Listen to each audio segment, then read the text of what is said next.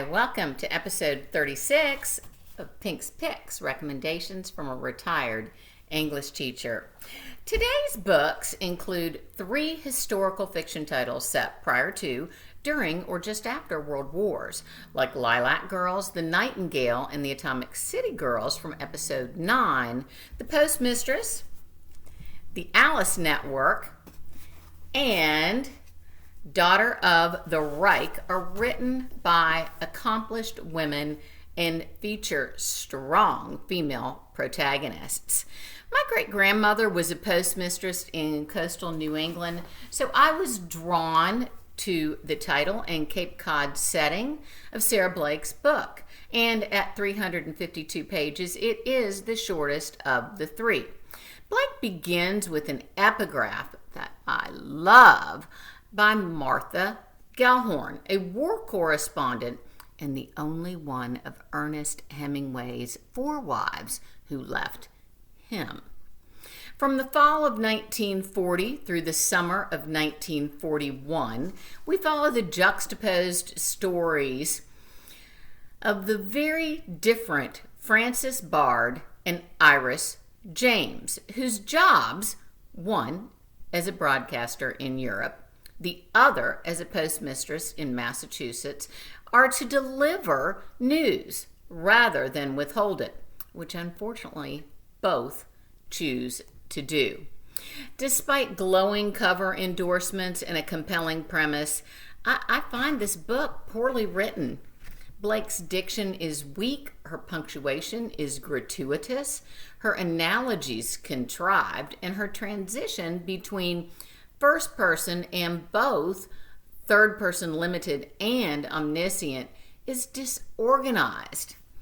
Conversely, Kate Quinn, author of the Alice Network, seamlessly switches between the first person narration of pregnant 19-year-old college student Charlotte in 1947 and the third person narration of Evelyn, a spy during World War I.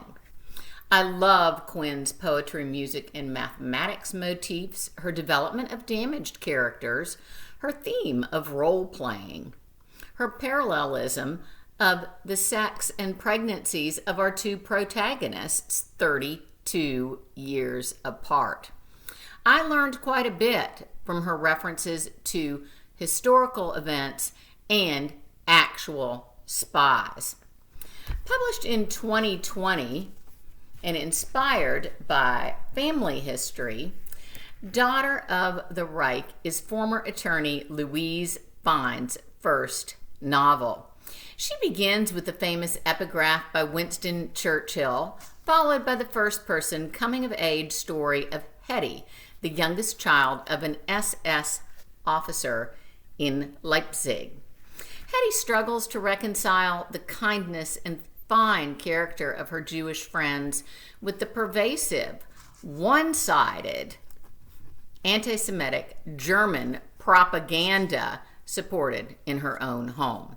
At 530 pages, Daughter is the longest, but an easy, if sometimes predictable, very satisfying read. I give it an A. I also give the Alice Network an A. Goodreads rated The Postmistress 3.5 out of 5, 3.3 out of 5 stars, equal to 67%. Being the former English teacher that I am, I habitually look for redeeming elements, which I did find. Therefore, I give this a C. Louise Fine writes that in her research, she found parallels between 1930s and today, especially regarding the dispensing of misinformation.